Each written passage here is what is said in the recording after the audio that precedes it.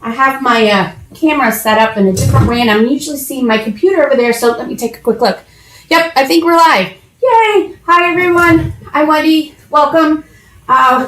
So, housekeeping, you see links. You aren't familiar with those links, don't click on them. All the other educators say that. I've never seen them. I don't know what they're talking about, but I'm just going to repeat what they say. Don't touch them. Okay, today we are going to be talking about the turnable hoops. And I don't mean the specialty hoop where you flip it upside down for bobbin work and for felting. I mean our giant hoops so that we can do larger projects. I am working on the Designer Epic 3 today, because that's the one I have. But for those of you who do not have the Designer Epic 3, Turnable Hoop is still available to you, and that is the Majestic hoop.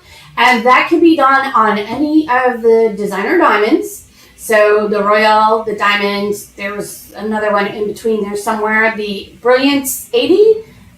And I hope I'm going to say this right, Brilliance 85, the Ruby 90, and I believe the Sapphire 85. If I'm wrong about that, Amy will put a note saying, nope, Wendy lied. So I believe those are the machines that can use, and this one is the 360 by 350. So it's still a really good size hoop.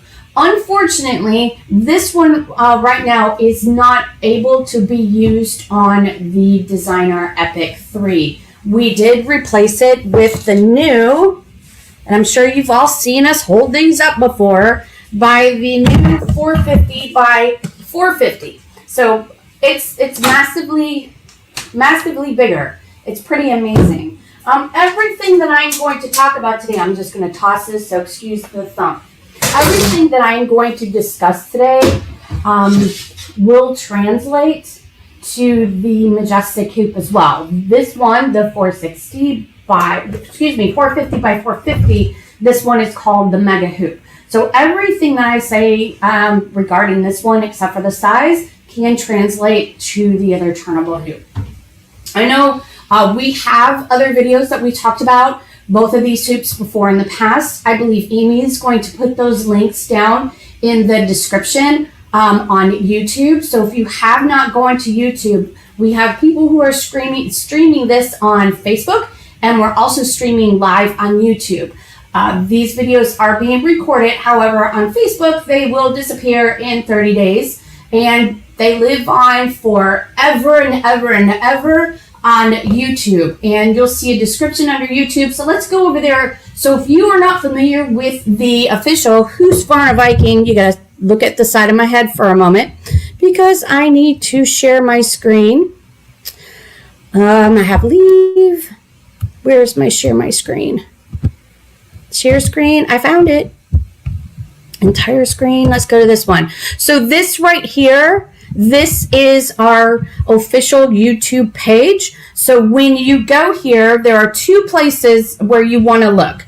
All of the Facebook lives that we did back in the day before we started streaming on YouTube as well, those are going to be in a slightly different place. So if you go to playlist, and you will see one that is called Facebook Lives. And then when you click on that, you will see all of the ones we did prior to streaming on YouTube. For the ones that we have done for the last almost 2 years, I want to say, if I'm wrong, Amy will correct me.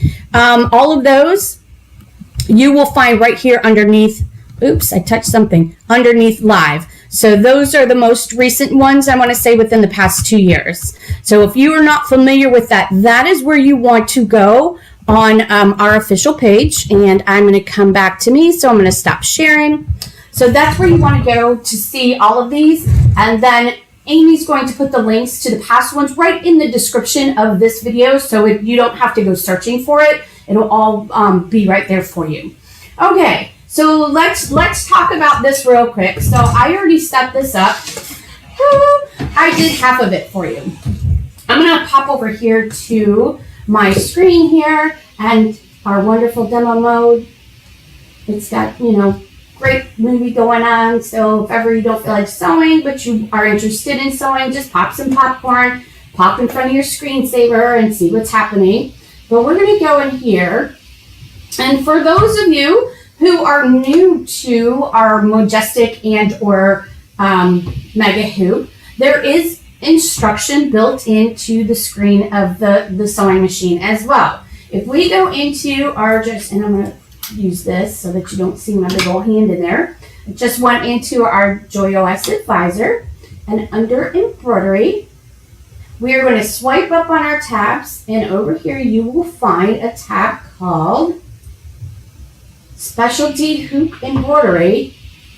And the first one here, now this is showing the Mega Hoop because I am on the Epic 3, and on the Epic 2 you'll see the Majestic Hoop, but again it translates the same.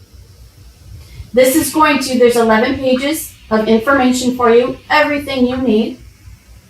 I'm not going to go through every page, but when you get to this icon, that means there is a video there, and that's going to walk you through what you need to know. Is that a video? It's not playing. You do not need to be connected to the internet, by the way, to access these videos. Then we have this content tab. And when we click on the content tab, you can see all of the designs built into the Designer Epic 3 that are usable with the Mega Hoop. So this is the one I brought up because it's simple, sweet, and easy. So I'll just bring that in. And then I'm just going to go ahead and minimize that. And when I minimize it, it allows me to come back up here and reopen it if I need to. Okay, that way I don't have to go back to the Home tab, back into the JoyOS Advisor. By the way, the JoyOS Advisor is also on our app. So if you are, I don't know, out and about somewhere and you want to know about the Majestic Hoop or the Mega Hoop, and you're just sitting there waiting for someone at a doctor's office or something, bring up the app, and the JoyOS Advisor is in there with the same information. So, we have information everywhere. Okay, back to my screen. So here it brought it up, and it automatically gave me the Mega Hoop, and it splits it in two. These are technically two different designs. You see when I tap on one, it selects it. They are separate, but they came in together. So if I move this, that means I moved the design, right? So let's go ahead and let's go to stitch out. Now I already stitched out half of it, and I don't need to go through all of this with you. Hopefully you know. I'm going to touch apply. My arm is going to move. And it's going to tell me what side to put on. Well, I already did one side, so I am going to go in and come here. So it's going to ask me for my B side. So I was working on something earlier today, and I unhooked this. Yes, I took it out of the hoop because I wanted to work on something else in this hoop. And then I put it back in the hoop. So I may not be perfectly lined up. And I may not have been perfectly lined up in the first place when I did switch from A to B. When I'm out on the road and I'm at events and I talk about these larger hoops, the Majestic and the Mega Hoop, I hear so many people saying, oh, I won't use it, it never lines up. It's not necessarily going to line up because we have to think about it. Let's pull this out of the machine real quick. This is a simple design, not a whole lot of fabric movement is happening. But how this works is it's stitching this one side. And this one is just hanging out, right? It's not doing anything. It's taking some vacation time while this one is working. If this was a very dense design and you weren't properly stabilized or you didn't hoop it right or things like that, and by the way, there are little clippies that you can get for more stability. I failed to locate mine, so we do a simple design, right? So if this was a very dense design, you've got fabric pull happening over here, but not on the vacation side, right? So there's no fabric pulling here, so that when you go to turn it, this side had pulled in a little bit, and that's natural. This side didn't. So therefore your fabric isn't exactly lined up. The other thing that, see how big that is? The other thing that you want to think about is, if you notice, we have tension on both sides of the hoop. So if I have tension more on this side than I do the other side, that's going to adjust how it lines up as well. You want it, and none of us are going to try to get the same exact tension on both sides. But no fear, because we have on some machines design positioning. On the Epic 3 we have exact positioning. We have that. We don't even need to use our camera feature on the Epic 3. We don't need to use it, the projection. You can give those a try, but other machines don't have that feature built into the machine. We have the design positioning, exact positioning, and that's what's going to get you where you need to be. I can't say enough good things about positioning. So let's head back over to my screen and let's take a look at that. I'm going to close this up, and right now, if you look at my needle, I'm not anywhere near it, right? But I am going to bring up my stitch out progress, and I'm going to forward 1 stitch. I'm going to forward 2 stitches. That's where it wants to be. There we go. Okay, so it's in the position where it wants to start stitching. But like I said, I unhooped this earlier so I can use this hoop for something else and rehooped it. So I know I'm not where I need to be. So let's go ahead and go back here, and let's go into our exact positioning.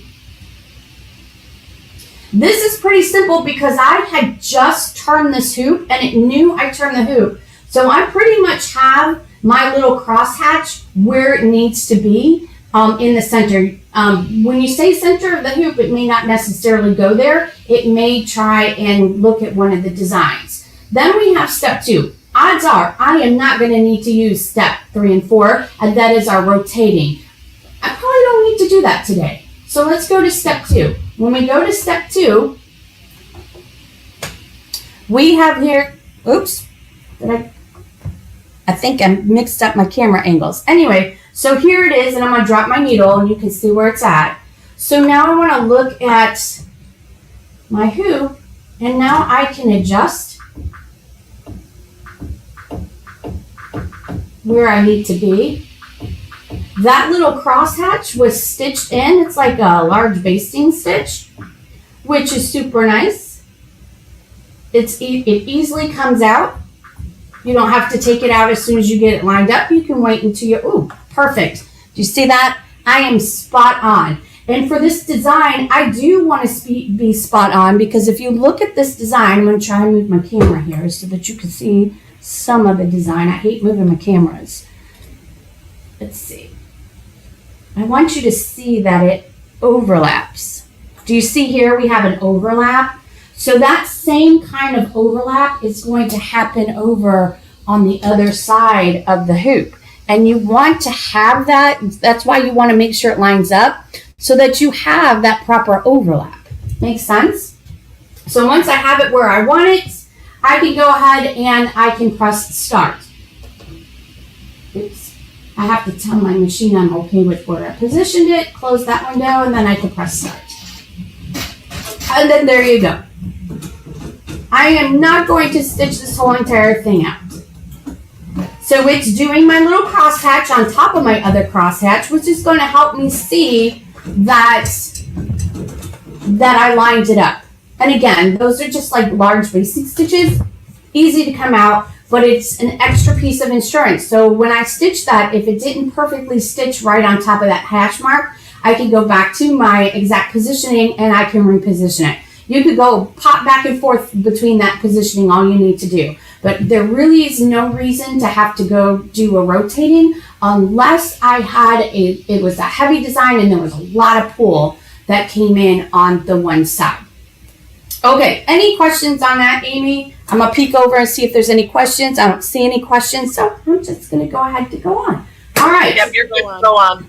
All right. I keep looking over there thinking Amy's over here, but she's not. She's there. Hi, Amy. Hi, everyone else. So I am going to talk about now some things that I've actually used this hoop for. I know we all talk about, the designs that are built in, how they fill the whole entire hoop, they make this wonderful square, and they do. Don't get me wrong, they do. But before I show you something that I did with this hoop, I want to talk to you about something. If you're new to the Majestic or the Mega hoop, try starting with a design that is a little more forgiving. Meaning when you line things up, if they don't perfectly get lined up, no one will know. So there is a design, and let's go to this screen.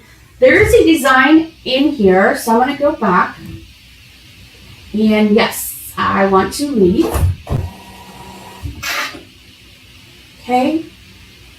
And I'm going to pop that down just so I could go in here and delete this. And I'm going to delete. So let's go back into our content. Right here we have it. This design right here, this one is very forgiving. You will notice that yes, we still have the crosshatch to do our lining up, but do you see how much space is around each one of the motifs? So if I don't perfectly line this up, no one's going to know I didn't perfectly line it up. So if you take baby steps like that, just so that you can get the feel of lining things up, that piece won't go wasted. I have wasted projects before that things just did not line up for me, maybe because I didn't give it enough time, depending on how intricate or how detailed the design may be. You may need to pop back and forth and say, okay, let me try this again. It didn't line up the way I wanted to, so let's try this again. That happens. I would much rather go pop back and forth, a little extra times than it not lining up and having me waste. So I did stitch that design out just on some white fabric. And again, it's a very simple design. And if I didn't have things lined up, no one would know. And I was looking at this and I was like, oh, what do I do with this? I stitched it out. It's on white. So I could color it in with, like some pastels or some colored pencils, maybe even some crayons, fabric markers, whatever. I could do that. And then I was thinking about the quilted jackets. Quilted jackets are still having a moment. And I've seen some where they have taken a fabric panel to create part of the back of the jacket. I was like, oh, this could possibly be a fabric panel. I can add more to it, or I could just leave it in this state and make more for my other pieces, like going down the sleeve. I could do some, and if I had to cut it down the middle, that's okay. It's going to be enclosed in seams and stuff, those raw edges. So I thought I could do just a black and white with floral. I can make a quilted jacket, right? Then this morning, the reason why I unhooped, I thought, what if I made it kind of like an applique? So let me pull that out. Remember, it's just fabric because I did it this morning. I wanted to play. So same design, different look. And for this one, what I did was I just hooped the black fabric with, of course, my stabilizer. And then I laid another piece of fabric on top of that. Because I didn't want to waste a whole lot of the color fabric, I did float that and taped it down into place. And if we get close to this, let me go ahead and go to this camera so that you can see this. On this one, we don't see it. There you go. On this one, I actually used a 12 weight thread. Is that a little fuzzy? Let's see if I can get that in better. Oops. I used a 12 weight thread on this. Now this design does not call for 12 weight thread. It was digitized for a 40 weight thread. And I thought, hey, I'm playing today. Let's give this a try. So for this one, I used my regular embroidery bobbin, a 12 weight thread, which was a sulky, and you could see me, I'm still dusting my needle off, trying to get some of that away from my machine with my little brush here, because it is a cotton it's a cotton thread, so yeah, it sheds a little bit, and I've been dusting it away and cleaning up my bobbin case. So I didn't have too many issues with this. I did switch out my needle. I did put in a 120. I put in a denim needle. Wish I had a top stitch needle, but I didn't have one in the house, but I really needed that 120. But I had a denim one, and I tried that. It did have an issue cutting. So the automatic cutter, it kept taking it out of the bobbin thread, wouldn't come up again. So I turned off my cutting altogether. I thought there's not that many jump stitches and things to be cut on this. And you can see there really isn't a whole lot. And if it's going to be used on a jacket or it's going to be lined in some way, odds are I'm not even going to cut those. Just no one has to know they're in there. I'll know, but nobody else has to know until I tell them. So, and then that did help. And I also slowed the speed down on the machine, and that helped too. I did have thread breakage, and remember, of course it's going to happen because this was not digitized for 12 weight thread, but I wanted to test my theory out and see what was going to happen. So when it came to do the other side, you could see that that is in a yellow thread, and that is actually a 30 weight thread. So I dropped down, I went to a little bit thinner thread. I did turn my scissors back on, and it was fine. Did not have very many thread breakages. Just your normal thread breakages. I think I had one or two for the whole entire side. Other than that, I was able to let it go and use the same needle. I did use the 120 denim needle, and it worked out pretty good. So try your machine, push your machines to the limit and see what they can do. If I were to do this again for an actual project, if I have the patience and the perseverance, I do like the 12 weight thread. Let me show you how the 30 weight thread looks so that you can see the difference. Let me go to this camera here. So this is the 30 weight thread, and yeah, I used yellow because I did not have a black one, so I used yellow. So that is the 30 weight, and the black is the 12 weight. And I can see a difference between them, and I do prefer the 12 weights. So like I said, if I have the patience and the perseverance and I know those threads are going to break, I can sit at my machine and just take care of those issues and just, power through it to get that done. And I think I would, because I think the efforts would be worth the finished outcome of it. So then obviously, since it was a piece of fabric sitting on top, I just cut around the edges close to the stitching, but not through it. So it is technically a raw edge applique because this is mainly a quilting design. It does do a triple stitch. You could possibly take it into Stitch Editor if you have the Creative 8 software with the Elite version, and you can maybe change the density of the design, but I just wanted to see how this would perform without making any changes to it. So I hope you enjoyed that. Any questions on that? One quick question, Wendy. Somebody wants to know if you made any adjustment using that glove work. Amy's breaking up here, but no, I did not make any adjustments. The only thing that I did adjust was I did turn off my automatic thread cutter. I turned it off totally. Didn't have it cutting for me with the 12 weights.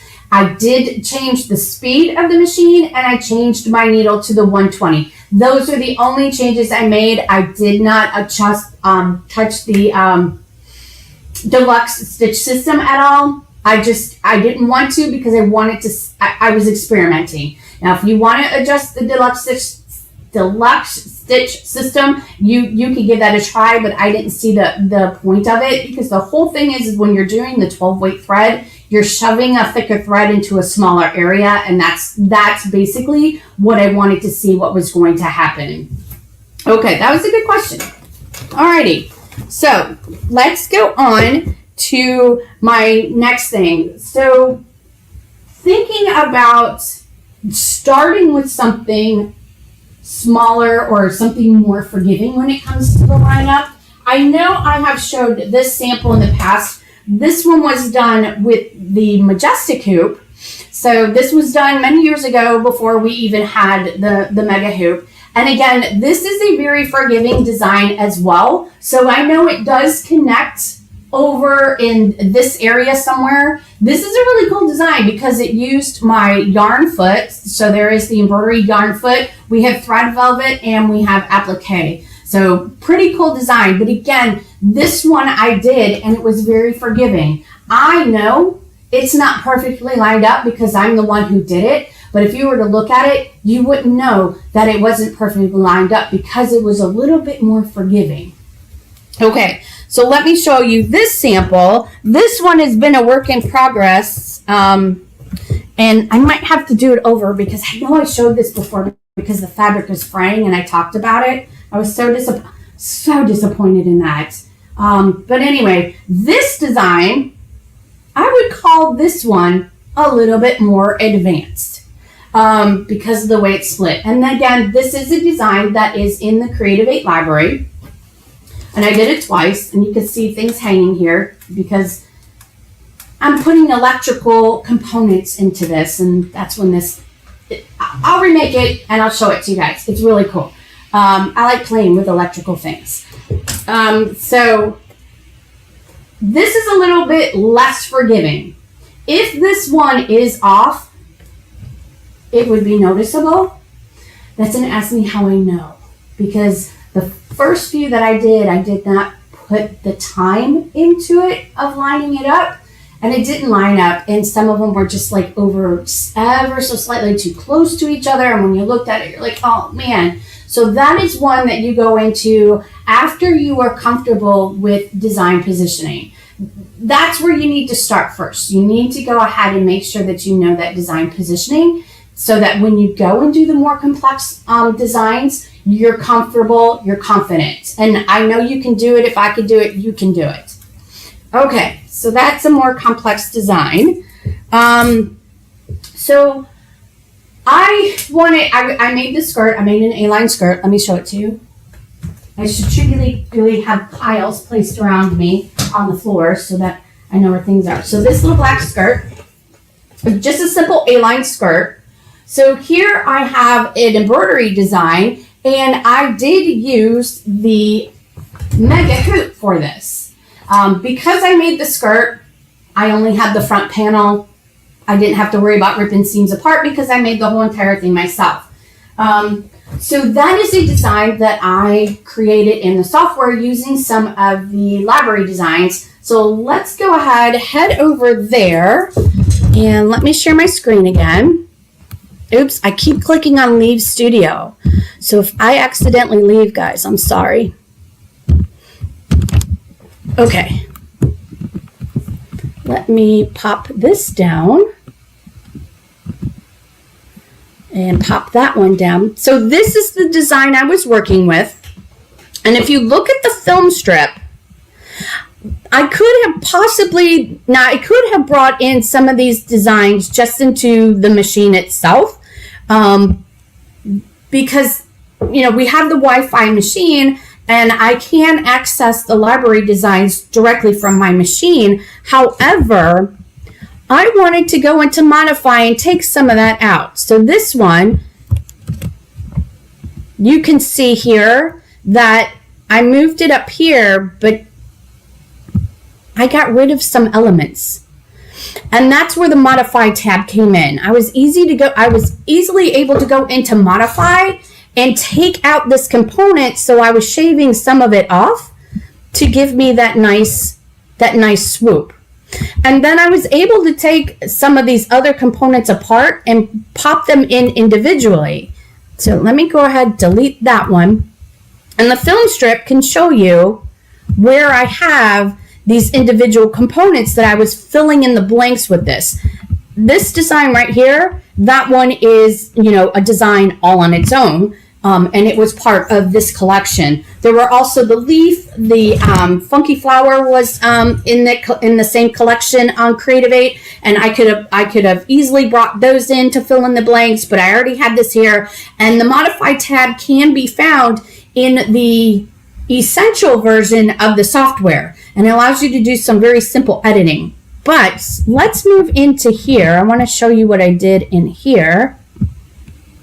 So I was very careful on where I placed my fill-in components. You'll notice that none of these stretch across all three portions. So this gray here, that is a portion.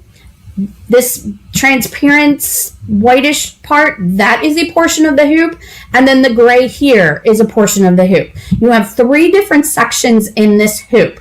And as long as they don't stretch across all three sections, you're not going to have an issue with it splitting for you. Now, when I go to send this to the machine, let me see if I have my machine ready to accept the design. I do not, so let me get rid of those. So I'll send this one over so then it won't be confusing. Okay, so here I am going to go to File,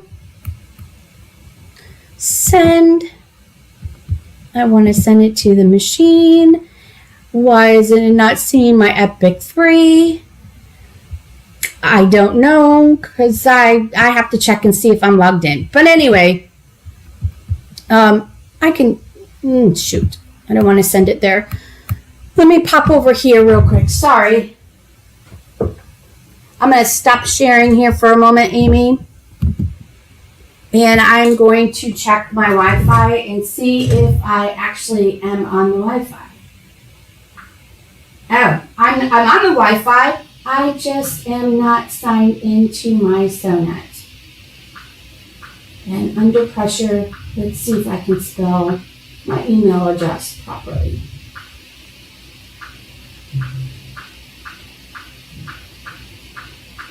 Isn't that fun? Okay, almost done. Okay, and now my password.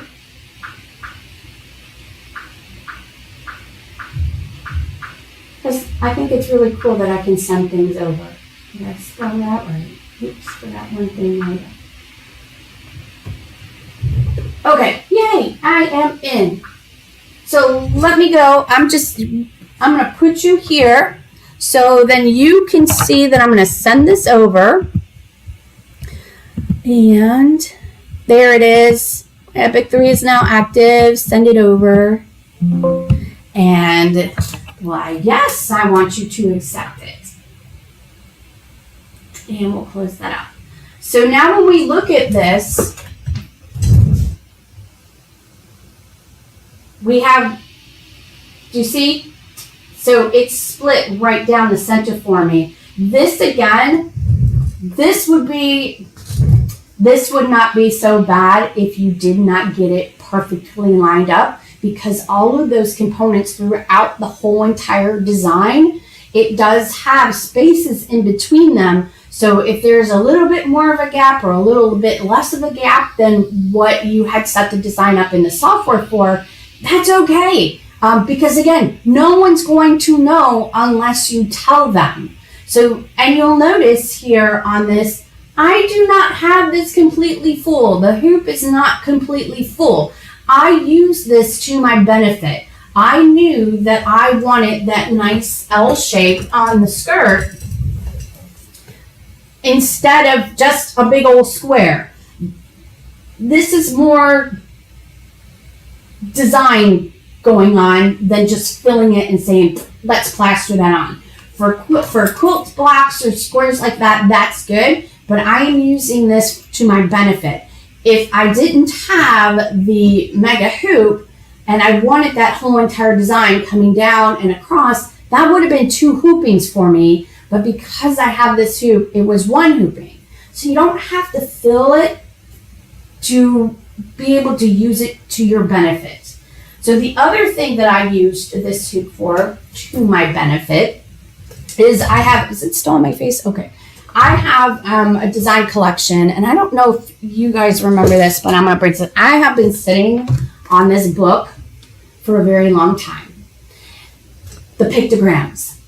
So Judy Novitsky, she created this. She did a lot with the pictograms itself. on the Husqvarna Viking machines, where you can turn them into other shapes, and there's like this whole entire, let's see if I can find it, this whole entire chart of the different machines of how you could put these pictogram shapes together and create a motif. I know it's in here somewhere. Here it is. You see what I mean? A whole entire chart. Different machines. How do you put them together?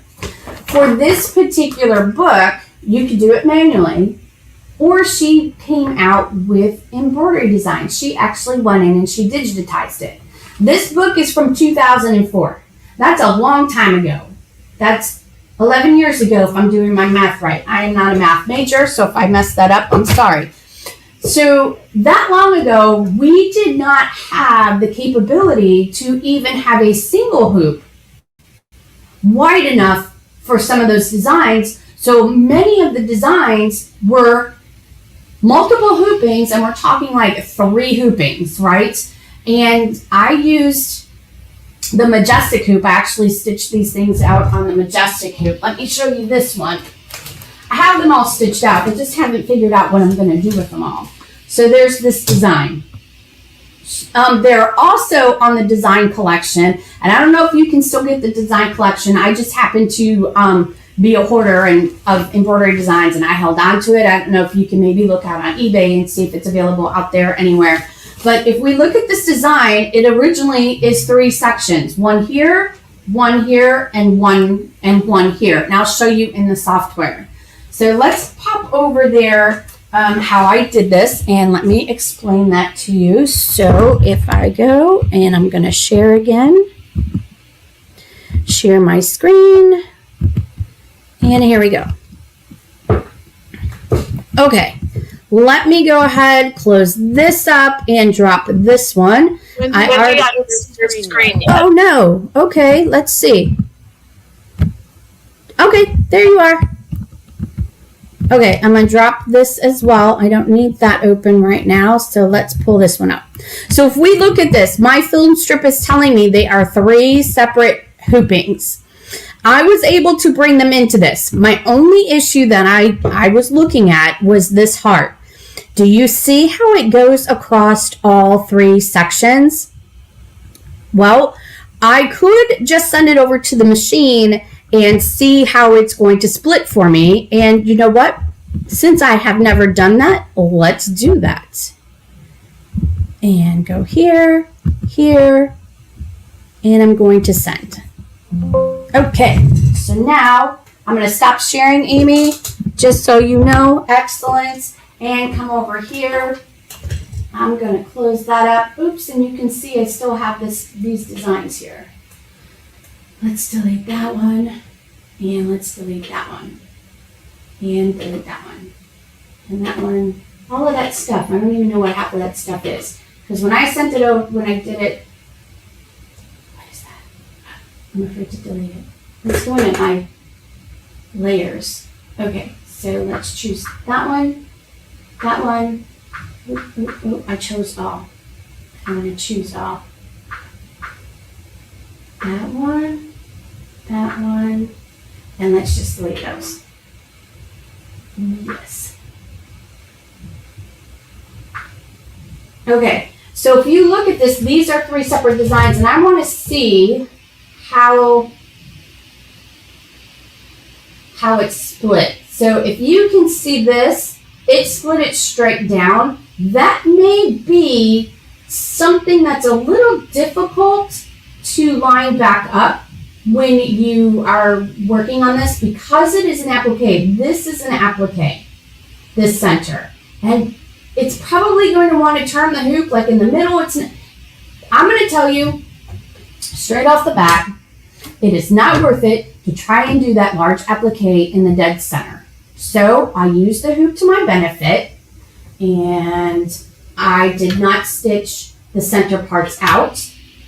I only had it set up so then 2 different embroidery files. I had it set up so I only had the left and the right to be in the turnable hoop. And then I did a second hooping. Because we have design positioning, We also have on the Epic 3, we have the camera and the projection. It wasn't that difficult for me to place that third center design. So I still was able to use the hoop, but because I knew that lining up that center applique was going to be a challenge that I probably was not up for. I was not up for that challenge.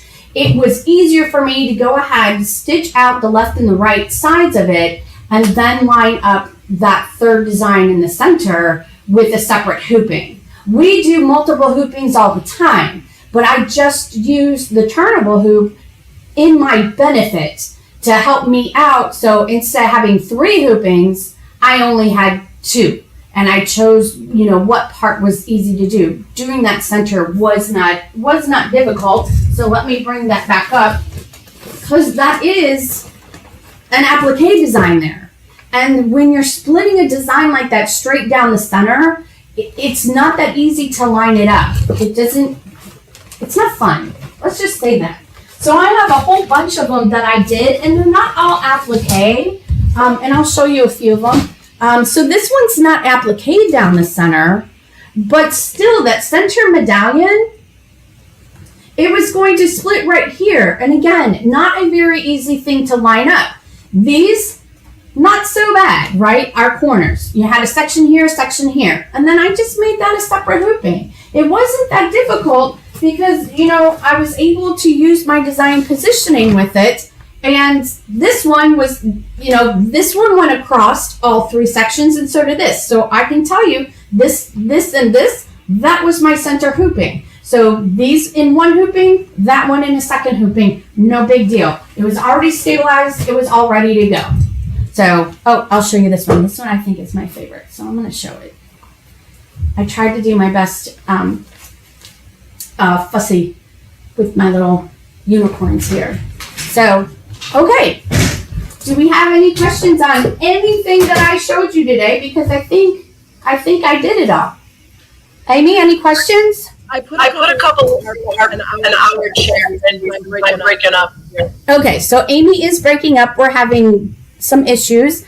So let's see. So if the design partially falls in the split area, it will stitch what's in the split area in the white area. So yes, it will still stitch it.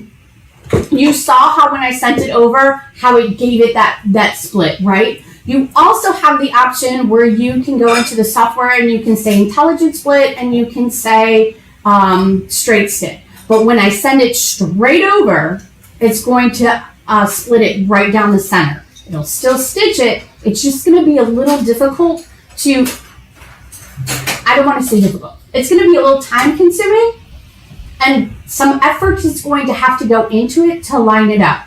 Now, I haven't stitched this out, the middle section in the turnable hoop, and my fear what's going to happen is that it's going to do half of the applique.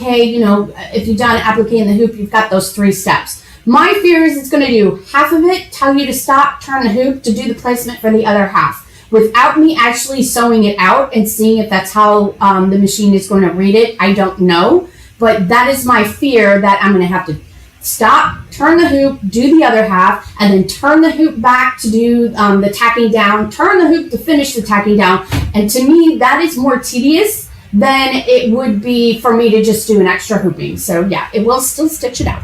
Good question. Okay. Could I repeat the name and author of the book you showed? Sure. So let me pick that book back up.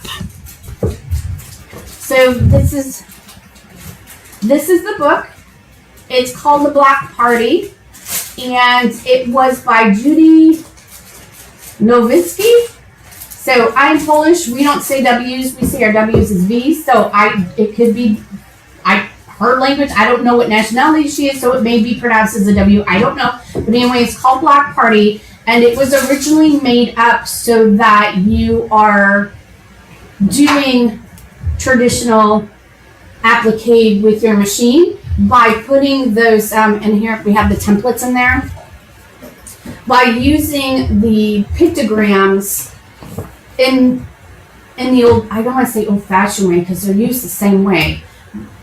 but you combine pictograms together to create shapes. That would make a great Facebook Live because, no one ever touches those pictograms anymore. And I think now that we have the capability of bringing them into the embroidery side of our machine, I think we could do some really fun stuff with that. So maybe one of us educators will do that as a live, which would be fun. But this is a great little, this is a great book. And like I said, I've been holding on to this for a very long time. And when I came across the fact that I had those embroidery designs, I'm like, hey, listen, I'm going to use the tools that I have now and see how much easier it is. And I think those took me about a week to stitch all of those out. I was very much drawn to the fabric.